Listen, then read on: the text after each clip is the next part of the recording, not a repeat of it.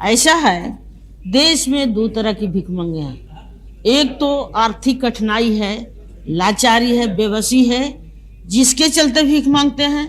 दूसरा है भगवान के दिखाकर, डराकर, धमकाकर कि भगवान जो है से अगर तुम भीख नहीं दोगे तो पूर्व जन्म में तुमको नहीं कमाई मिलेगा, तुम अच्छा नहीं बन सकते हो। इस तरह से भी भीख मांगने वाले लोग हैं। दूसरी तरह से बेबसी वाले हैं जो रोड किनारे हैं और ऐसी भटकते हैं, फुटपाथ पर रहते हैं, उसका रहने का घर नहीं है, किसी तरह की व्यवस्था नहीं है। इस तरह से जो भीख मांगते हैं उनको बसाना पड़ेगा, सरकारी जमीन देकर, काम देकर बसाना पड़ेगा, तभी वो जैसे भीख मांगना छोड़ेंगे। और जो ये स्टैंडर्ड वाले भीख मांगने वाले लोग हैं उनसे जो बाबा जी कहकर, धमकाकर, डराकर भीख मांगते हैं, तुमको स्वर्ग होगा, नरक होगा, ऐसे बाबा जी जो भीख मांगने वाले हैं उन पर जरा कड़ी निगाह होनी चाहिए।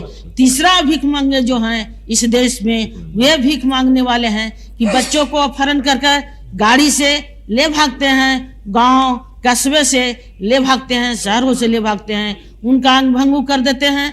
अंग भंगू करने के बाद अपनी उनकी अथी गाड़ी होती है या उनका आदमी होता है, जहाँ भीख मांगता है, चाहे वो स्टेशन हो, बस डिपो हो, जहाँ भीख उनको मिले वहाँ पहुँचा देते हैं। और फिर अंधे बनाकर, लंगड़े बनाकर, लूल्हे बनाकर ये रखते हैं। और फिर जो ऐसे उनका आदमी आता है, पैसा जो मिलता है ले जाता है और खाने पीने की उसका व्यवस्था करता है, बहुत उसका जांचना भी देता है। अच्छे के सब घराने की लड़कों को भी ले जाते हैं, पढ़े लिखे लड़कों को भी ले जाते हैं। और एगो फकीर कहलाते हैं जो मत मार के ले जाते हैं बच्चों को कि नहीं तुमको ले जा, अपहरण करके जी, वो भी एक तरह से अपहरण है। और साधु रूप देकर उसको रखते हैं अपने पास, उनको भी भीख मांगने के सिखाते हैं। इसलिए मैं सरकार से ये मांग करती हूँ कि भीख मांगने की रास्ता बहुत तरह की अख्तियार की हुई है इस देश पर, सारे लोगों पर रोक लगनी चाहिए।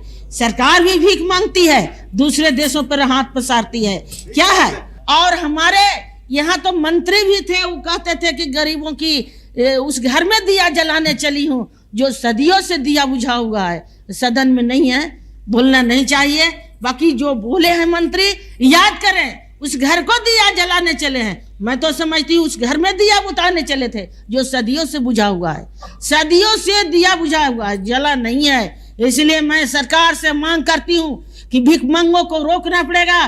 तो जहाँ गरीबी रेखा से लोग रहते हैं उस झोपड़ी में जाकर घर बनावे, और जो जमीन बच रहा है, जो जमीन चोरों ने चोरा कर रखे हुए हैं, उस जमीन से कटौती कर जहां अपनी जमीन है उसको मकान बनाए दें, सारी सुविधा देंगे तो मुझे विश्वास है कि ये भीख मांगना नहीं पड़ेगा। ये दो तरह के भीख मांगे हैं। हो सकता है मजबूरी तो मजबूरी वाला मांगता है, जो मैंने स्वर्ग और नरक की बात करके जो भीख लेते हैं उन पर भी कड़ा नजर रखिए। भगवान के यहाँ पहुंचाएंगे, अगले जन्म मिलेगा, पूर्व में जन्म में मिलेगा। यह आपने बहुत बड़ा कर्तव्य किया है, इस घर में ऐसे जन्म लिए हैं, इसलिए हमको ज्यादा दान पुण्य दीजिए। इसलिए मैं साफ कहना चाहती हूँ कि अगर भिखमंगी मिटाना है तो गरीब, ये जमीन चोर और ये पूंजीपति एक तरफ से अन्न सड़ रहा है, दूसरे तरफ से भूख मर रहे हैं, उन लोगों से जैसे हो व्यवस्था करें और हक दे। अगर नहीं देंगे तो ये गरीब ये 50वां वर्ष गांठ मनाने जा रहे हैं, ये बेकार है। ये इस पर जो खर्च कर रहे हैं सारी खर्च बेकार जाएगी। इतना ही कहकर मैं आपसे विदा लेती हूँ। जय हिंद।